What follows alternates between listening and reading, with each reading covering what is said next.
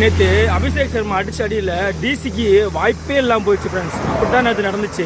First innings first bad பிடிச்சாங்க. அதாவது DC வந்து நேற்று ஆர்சிபி அடிச்ச மாதிரியே வந்து டாஸ் வின் பண்ணி வந்து நீங்கள் ஜெயிச்சு போடலாம் அப்படின்னு கனவு கண்டு ஃபஸ்ட் பேட்டிங் வந்து எஸ்ஆர்சி அடிக்க சொன்னாங்க. நான் முடிவு பண்ணிட்டேன், அபிஷேக் சர்மா நின்றானா கண்டிப்பாக வந்து எஸ்ஆர்சிக்கு வாய்ப்பு அதிகம் அப்படின்னு. அதே நினச்ச மாதிரியே தான் நடந்துச்சு. அபிஷேக் சர்மாவும் டிராவிஸ் கெட்டும் ஓப்பனிங் இறங்குறாங்க. டிராவிஸ் கெட்டுக்கு பால் படவே இல்லை. ஆனால் அபிஷேக் சர்மா நிதானமாக ஆடினான். எப்பவுமே வந்து ஃபஸ்ட் பால் 2வது பால் 6 அடிக்கணும், 10 பாலுக்குள்ள 30 அடிக்கணும் அப்படி ஆடாமல் 25 பாலுக்கு தான் 50 அடித்தான். ஸோ ஸ்டெடியாக ஸ்லோவாக ப்ரப்பட்டு ஆடினான். ஸோ அப்படி பார்த்தா 200 சைக்கிள் ஆடி இருக்கான், கரெக்டாக ஆடினான். அதுக்கப்புறம் போன கூட இசான் கிஷன் 2 பேரும் பார்ட்னர்ஷிப் போட்டானுங்க. ஆனால் இசான் கிஷன் பார்ட்னர்ஷிப் கூட 30 ரன் தான். 240 ரன்னில் அபிஷேக் சர்மா மட்டும் 130 ரன். ஆல்மோஸ்ட் வந்து ஒரு 100 ரன் தான் மற்ற டீமில் மற்ற எல்லாருமே சேர்ந்து அடிச்சிருக்காங்க. அடிச்சிருக்காங்க இல்லை, மற்ற அடிக்கப்படல அபிஷேக் சர்மா, அதான் உண்மை.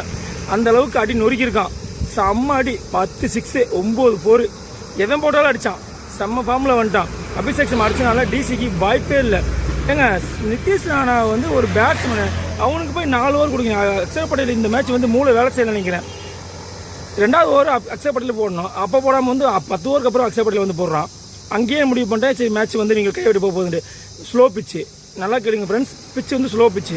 நான் நினச்சேன்னா ஸ்லோ பிச்சு ஒரு 180 200 அடிச்சா நல்லாயிருக்கும். பார்த்தா 230 அடிச்சா இங்கே 230 திருப்பி சேஸ் பண்ண முடியாது. ஏன்னா திருப்பி சேஸ் பண்ணும்போது ஓப்பனிங் வந்து நிசாங்காவும் கேஎல் ராவும் நல்லா ஸ்டார்ட் பண்ணாங்க. அதுக்கப்புறம் நிதிஷ் ராணா வந்து அவன் அடிச்சு கொடுத்து 50 ரன் திருப்பி அடித்தான். ஆனால் அந்த 10 over 90 run 95 run first wicket இருந்துச்சு. அது வரைக்கும் மொமெண்ட் ஓரளவுக்கு இருந்துச்சு.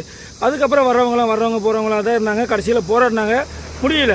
அவங்களால 43 ரன் தோற்றுனாங்க. ஏன்னா டிசியோட கெப்பாசிட்டி 200 210 தான்.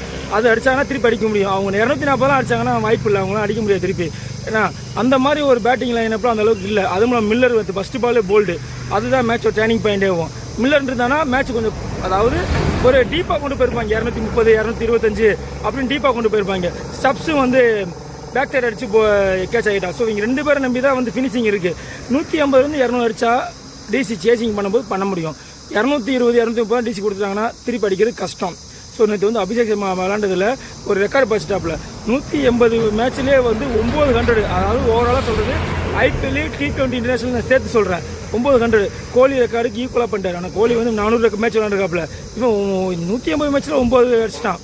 கீழே பார்த்தா ஹென்ரி கிளாஸ் 146 மேட்ச்சில் 7 அடிச்சு வச்சுருக்கான். ஸோ அம்மா தான் விளாண்டுட்டு இருக்கானுங்க. ஐயோ எஸ்ஆர்எஸ்க்கு அப்புறம் பேட் கம்மிச்சிட்டுன்னு வர போகிறான். வேறு வந்துட்டானா செம்மையாக இருக்குது. அதே மாதிரி எஸ்ஆர்எஸ்சி பேட்டிங் மட்டும் ஸ்ட்ராங்னு பார்த்தா பவுலிங் செம்மையாக பெர்ஃபார்மன்ஸ் பண்ண ஆரம்பிச்சாங்க. இந்த எஸ்என் மலிங்கான செம்மையாக ஓவர் போடுறான். அது இல்லாமல் இன்னும் ஹர்ஷ்ட் பேன் ஒரு பையன் இருக்கான், இந்த பிரஃபுல்னு ஒரு பையன் இருக்கான். பேட் கமிஷனர் வந்துடுவான். தசுன் சனக்கா ஸ்ரீலங்காக்காரனுக்கு ஸ்ரீலங்கானே ஒரு விக்கெட் எடுத்துட்டான். யார் நிசாங்கா பேட் பண்ணுறான், மதுசன்கா பவுலிங் போடுறான், கரெக்டாக அவுட்டு. ஸோ இப்போ ஸ்கெட்ச் போட்டு தூக்கிட்டாங்க. So SRS batting bowling fielding எல்லாமே ஃபார்முக்கு வராங்க. டாப் 4 டீமில் எஸ்ஆர்எஸ்க்கும் வாய்ப்பு இருக்குது. ஸோ செம்ம சப்பா போகுது ஐபிஎல், சூடு பிடிக்குது ஐபிஎல். இந்த மேட்ச் வந்து இன்றைக்கி மேட்ச் வந்து எல்ஐசிக்கும் ராஜஸ்தானுக்கும். இன்றைக்கி எல்ஐசி ஜெயிச்சிட்டானுங்கன்னா ராஜஸ்தானுக்கு மேட்ச் வந்து கீழே போயிடுவாங்க. அதனால் வந்து பாயிண்ட் டேபிள் வந்து ஓப்பன் ஆயிரும். எல்லாருக்கும் வாய்ப்பு இந்த மாதிரி ஆயிரும். யாருக்கு? எல்லா டீமுக்கும் வாய்ப்பு, யாருக்குமே வந்து வாய்ப்பு இல்லைன்ற மாதிரி ஆயிரும். எல்லா டீமுக்கும் வாய்ப்புன்ற மாதிரி ஆயிரும். செம்மையாக இருக்க போகுது ஐபிஎல். மிஸ் பண்ணாதீங்க, கன்வியூஸாக பாருங்கள். அப்படி நம்ம பேஜை ஃபாலோ பண்ணிக்கோங்க. Okay, thank you.